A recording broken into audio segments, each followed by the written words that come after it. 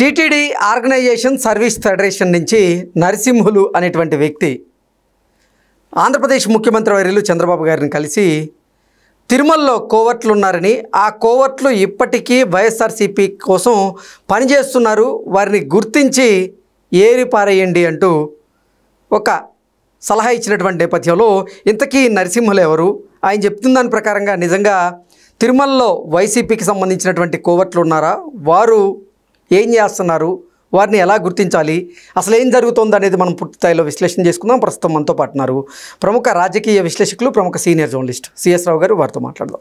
Sir నమస్తే. Sir నమస్తే. నరసింహులు గారు ఆంధ్రప్రదేశ్ ముఖ్యమంత్రి వర్యులు చంద్రబాబు గారిని కలిసి తిరుమలలో వైకాపా కోసం పనిచేస్తున్నటువంటి కోవర్ట్లు ఉన్నారని, వారిని గుర్తించి వారి మీద చర్యలు తీసుకోవాలి అంటూ ఆయన కోరడం ఇప్పుడు రాష్ట్ర వ్యాప్తంగా చర్చనీయాంశంగా మారింది. ఇంతకీ తిరుమలలో వైకాపా కోసం పనిచేస్తున్నటువంటి కోవర్ట్లు ఉన్నారా, అసలు ఏం జరుగుతుంది అంటే ఏం చెప్తారు sir? TTD service federation organisation, దానికి అధ్యక్షుడు నరసింహమూర్తి, ఆయన పేరు నరసింహమూర్తి. ఆయన ఆ అసోసియేషన్లో ఉండేటువంటి, ఆ ఫెడరేషన్లో ఉండేటువంటి వాళ్ళతో కలిసి చంద్రబాబు గారిని కలిశారు. కలిసి తిరుమల తిరుపతి దేవస్థానం మీద కోర్టులు ఉన్నారు, వీళ్ళు అక్కడ ఉండేటువంటి ప్రాశస్త్యాన్ని కానీ లేదంటే అక్కడ ఉన్నటువంటి పవిత్రతను కానీ దెబ్బతీసేలాగా వ్యవహరిస్తున్నారు, వాళ్ళ మీద చర్యలు తీసుకోండి అనేటువంటిది ఒక వినతి పత్రం అందజేశారు. దాంతోపాటు తెలుగుదేశం పార్టీ సింపథైజర్లు కానీ సానుభూతి పనులు కానీ ఎవరైనా ఉంటే వాళ్ళని టార్గెట్ చేస్తున్నారు అక్కడ ఉండేటువంటి వాళ్ళే, సో వాళ్ళని ఐడెంటిఫై చేయండి, మీరు న్యాయం చేయండి అని చెప్పి ఒక వినతి పత్రం అందజేయడం జరిగింది. సరే, తిరుమల కోర్టులు ఉన్నారు అనేది ఇప్పుడు ఈయన కంప్లైంట్ చేసినందువల్ల చంద్రబాబు నాయుడు తెలియటం కాదు. ఆల్రెడీ భూమన కరుణాకర్ రెడ్డి గారు తిరుమల తిరుపతి దేవస్థానం మాజీ చైర్మన్, ఆయనే నాకు 2500 మంది టచ్లో ఉన్నారు, నాకు తిరుమలలో ఏం జరిగినా కానీ ఇమీడియట్గా నాకు తెలిసిపోతుందని చెప్పి ఆయన చెప్పారు. ఎప్పుడు, ఏ సందర్భంలో చెప్పారు? గోవులు చనిపోయినప్పుడు, వివాదం జరిగినప్పుడు మీకు ఇన్ఫర్మేషన్ అంతా ఎలా వస్తుందో, ఫోటోలు అవన్నీ బయటకు వచ్చినాయి కదా, అప్పుడు జర్నలిస్టులు అడిగినప్పుడు 2500 మంది నాకు సంబంధించినటువంటి మనుషులు ఉన్నారు, వాళ్ళందరూ నాకు చెప్తారు అని చెప్పేసి ఆయన చెప్పడం జరిగింది. సో ఇప్పుడు వాళ్ళందరినీ ఏమనుకోవాలి? కోర్టులు అనుకోవాలా? ఇప్పుడు వీళ్ళ భాషలో చెప్పాలంటే కోర్టులు వాళ్ళు. ఓకే.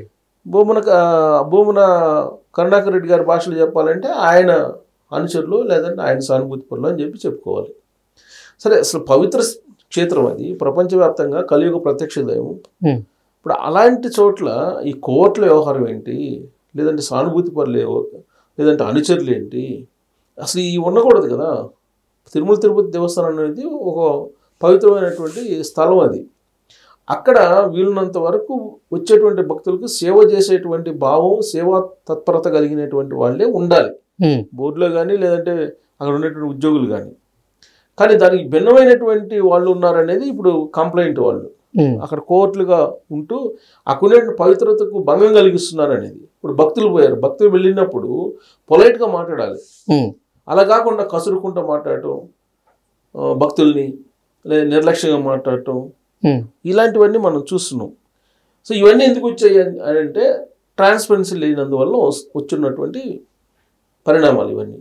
ట్రాన్స్పరెన్సీ ఉండాలి అంటే ఏం చేయాలి? సాంకేతికతను పెంచాలి.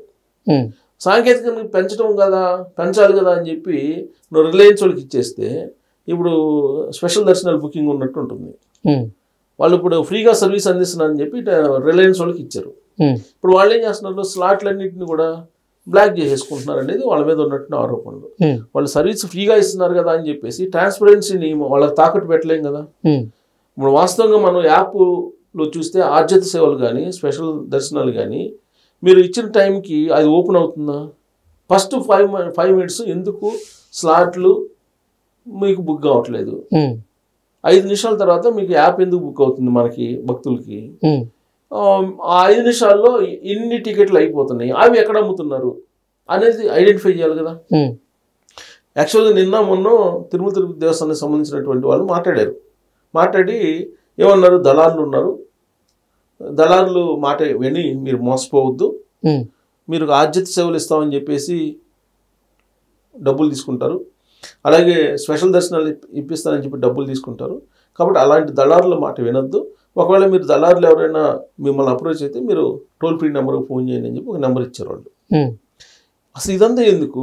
ట్రాన్స్పరెన్సీ ఉన్నప్పుడు, ట్రాన్స్పరెన్సీ ఉంటే అసలు దళాలు అవకాశం ఉండదు కదా. ఇప్పుడు ఊబర్ ఉంది, ఓలా ఉంది, ర్యాపిడో ఉంది, లేదంటే ఐఆర్సిటీసీ ఉంది.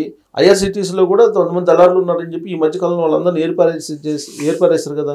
మొత్తం ఆధార్ అథెంటికేషన్ పెట్టేసి స్క్రూటినీ చేసేసి అసలు దళారులే లేకుండా చేసేస్తారు కదా. ఈవెన్ మనకి తాత్కాల టికెట్లో కూడా దళారులకు వెళ్లకుండా చేశారు కదా.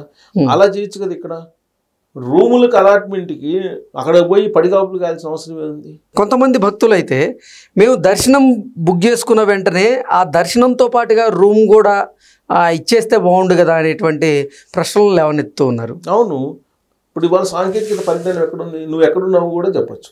ఇప్పుడు మన ఇద్దరు ఎక్కడ మాట్లాడుకుంటున్నాం అనేది గూగుల్ టేక్అవుట్ ద్వారా చెప్పేస్తున్నారు.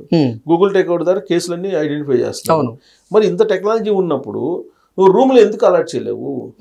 ఇప్పుడు దర్శనంతో పాటు దర్శనం ఉదయం 10 గంటలకి ఇస్తే 10 గంటలకి స్పెషల్ దర్శనం 300 రూపాయల దర్శనం బుక్ అయితే 3 గంటలకి రూముల బుకింగ్ సంబంధించినటువంటి అవకాశం ఇస్తున్నారు. రూములు బుక్ చేసుకుంటున్నారు, పేమెంట్ చేస్తున్నారు. పేమెంట్ చేసిన తర్వాత దీన్ని తీసుకెళ్ళి అక్కడికి వెళ్ళి సబ్మిట్ చేస్తే గంటలు వెయిట్ చేయాల్సిన అవసరం ఏంటి అసలు? దానికి ఒక సిస్టమ్ ఉంది కదా, దానికి ఒక ట్రాకింగ్ వ్యవహారం మొత్తం ఉంది కదా. మరి అసలు వెళ్ళి ఆఫీసులకి వెళ్ళి పడిగాపులు కాయాల్సిన అవసరం ఏంది? ఫస్ట్ ఆఫ్ ఆల్ ఇప్పుడు టైం ఇస్తారు, ఆ టైంలో మీరు వెళ్ళి రూము అక్కడ రెడీగా ఉంచాలి కదా.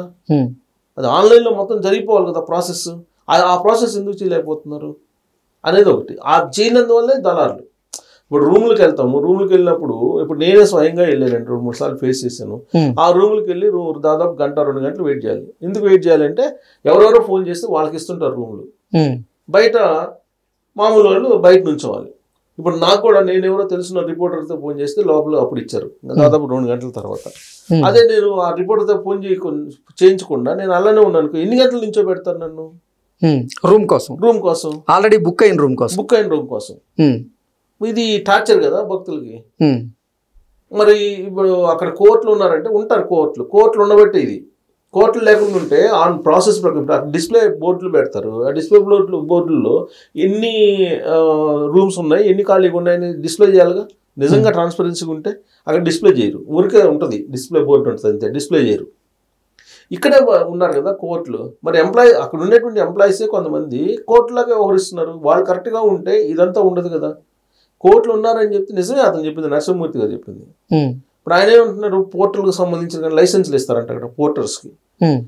ఆ లైసెన్సుల్లో కూడా వీళ్ళు మొత్తం కోర్టులే వ్యవహారం నడుస్తుంది. ఇవాళ కూడా వైఎస్ఆర్ కాంగ్రెస్ పార్టీకి సంబంధించినటువంటి వాళ్ళ హవా కొనసాగుతుంది అనేది ఆయన చంద్రబాబు నాయుడు గారికి ప్రజెంటేషన్ చేశారు అక్కడికి వెళ్ళి. ఓకే, నిజమే అనిపించింది నాకు. ఎందుకంటే నేను దర్శనానికి వెళ్ళాలంటే ఇప్పటి వరకు నాకు లేదు. నిన్న నాకు తెలిసిన అతను శాలువా కప్పుకొని కనిపించాడు, ఒక మామూలు సాధారణ. అరే పెడితే నేను అడిగా, నీకు ఎట్లా అనిపించింది ప్రోటోకాల్ దర్శనం అని అంటే, అంతా ప్రాప్తం అన్నా అన్నాడు. ఏం చెప్తాం మనం? వైఎస్ఆర్ కాంగ్రెస్ పార్టీ అంటే వైఎస్ఆర్ కాంగ్రెస్ పార్టీ వాళ్ళకి దర్శనాలు ఈజీగా అందుతున్నాయి, మీకు ప్రొఫెషనల్కి అనట్లేదు అంటే దాని అర్థం ఏంటి? అక్కడ వైఎస్ఆర్ కాంగ్రెస్ పార్టీ హవా కొనసాగుతుంది అన్నట్టే కదా. మరి ఇదే నరసింహమూర్తి గారు చెప్పారు, ఇప్పటికి కూడా వైఎస్ఆర్ కాంగ్రెస్ పార్టీ హవా కొనసాగుతుంది తిరుమలలో, మీరు దయచేసి దాని మీద దృష్టి పెట్టండి అని చెప్పి ఆయన విజ్ఞప్తి చేశారు. ఓకే, మరి రాబోయే రోజుల్లో ఇలానే కొనసాగింది అనుకో. ఇది రోజా అంటే ఇప్పుడు తిరుమలలో ఉన్నటువంటి కోవట్లు వైఎస్ఆర్సీపీ కోసం పనిచేస్తున్నారంటారా అని ఈయన కంప్లైంట్ చేసింది. ఓకే, ఆయన కంప్లైంట్ చేసింది అదే, కనిపిస్తుంది కూడా అదే కదా. 2-3 ఇన్సిడెంట్లు చూస్తే ఇప్పుడు రోజా గారు వెళ్ళినప్పుడు ఎంతమందిని తీసుకెళ్తున్నారు కదా. ఇప్పుడు కూడా అధికారంలో ఉన్నప్పుడు ఏ విధంగా ఉందో అదే అలానే తీసుకెళ్తుంది కదా ఇప్పుడు కూడా. ఇంకొక ఆశ్చర్యకరమైన విషయం చెప్తాను. నాకు లాస్ట్ మంత్ ఫోన్ చేశారు, వాట్సాప్ కాల్ చేసి 300 రూపాయలు స్పెషల్ దర్శనం కావాలంటే మీరు ఇప్పించేస్తాం, మీకు ఏ డేట్ కావాలని చెప్పి అడుగుతున్నాడు అతను. అంటే ఏ స్థాయిలో ఉందో చూడండి.